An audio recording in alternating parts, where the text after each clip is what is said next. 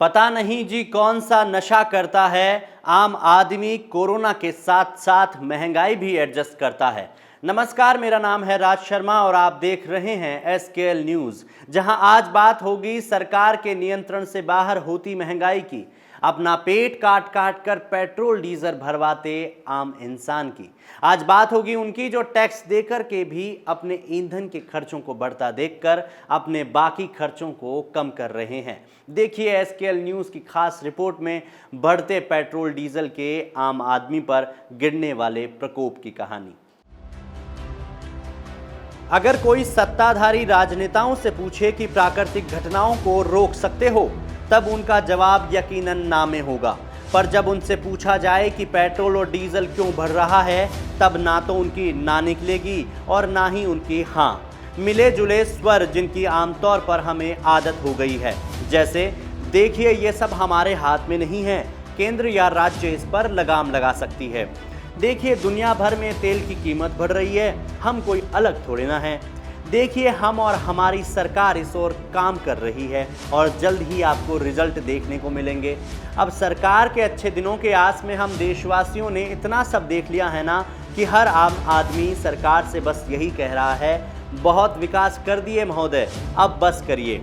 आपको बताएं, केंद्र में आने वाली और देशवासियों को अच्छे दिन दिखाने वाली सरकार के महामहिम जब केंद्र में कांग्रेस सरकार थी, उस वक्त पेट्रोल डीजल की कीमतों में बढ़ोतरी होने पर सड़कों पर उतरकर सरकार के खिलाफ नारेबाजी की थी, आंदोलन किया था और केंद्र सरकार को अयोग्य बता दिया था। आइए सुनाते हैं आपको क्या कहा था मोदी ने।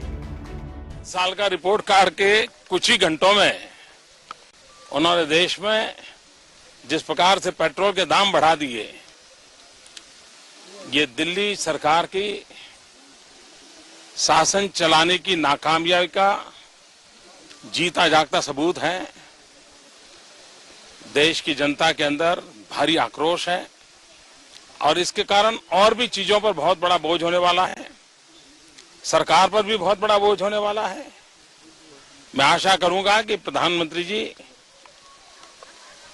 देश की स्थिति को गंभीरता से ले और पेट्रोल के दाम बढ़ाए हैं उसको वापस करें।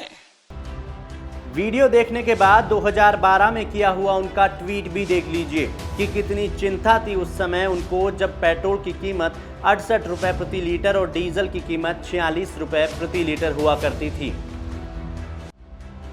2014 में बड़े भारी बहुमत से जीतने वाली मोदी सरकार का पहला लक्ष्य पेट्रोल और डीजल के प्रति नियंत्रण होना था, पर मोदी सरकार ने जनता के विकास के लिए पहले नोटबंदी की, फिर जीएसटी लेकर आए, जिससे लगातार जनता विकास की ओर देखने की बजाय कतारों में खड़े रहना सीख गई।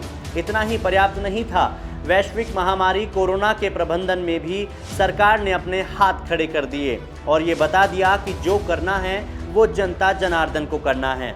सरकार तो समय समय पर जनता को लुभाने के लिए और जनता से वोट लेने के लिए चुनावों से पहले पेट्रोल और डीजल की कीमतों में होने वाली वृद्धि पर कुछ समय के लिए रोक लगा देती है।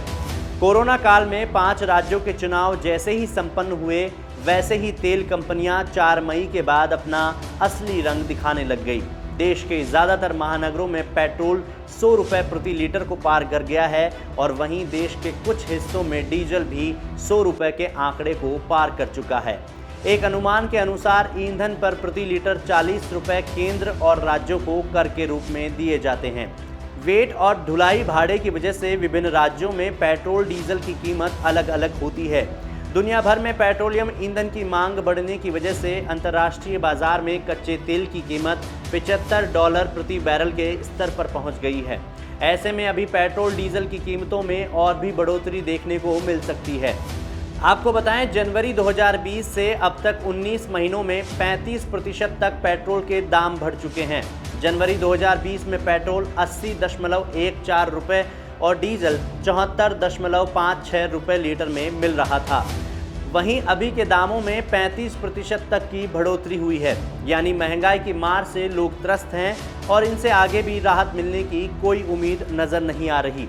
पेट्रोल के दाम लगातार बढ़ने से कार के खर्च में बाइक चल रही है। बाइक चलाने का खर्च 3 रुपये प्रति किलोमीटर हो गया है। पहले पेट्रोल 75 से 80 रुपए लीटर था, तब कार चलाने का खर्च 3 से 4 रुपए प्रति किलोमीटर आता था। ऐसे में कार चलाने का खर्च तो 6 रुपए पर किलोमीटर तक पहुंच गया है। पेट्रोल के दाम बढ़ने के कारण से लोगों का घर का खर्च भी बढ़ गया है और बजट भी गड़बड़ा गया है। लगातार बढ़ रही कीमतों की वजह से आम आदमी को खासा परेशानियों का सामना करना पड़ रहा है। कहीं ना कहीं तेल की कीमतों में लगातार हो रही वृद्धि से आम आदमी को अपनी जेबें ढीली करनी पड़ रही हैं और अपने खर्चे कम करने पड़ रहे हैं। हाल फिलहाल में एसबीआई ने एक रिपोर्ट जारी की। आइए देखते हैं क्या है उस रिपोर्ट में। भारतीय स्टेट बैंक एसबीआई की आर्थिक शाखा की रिपोर्ट के मुताबिक पेट्रोल और डीजल पर खर्च ज़्यादा होने के कारण लोगों को स्वास्थ्य जैसी ज़रूरतों में कटौती करनी पड़ रही है।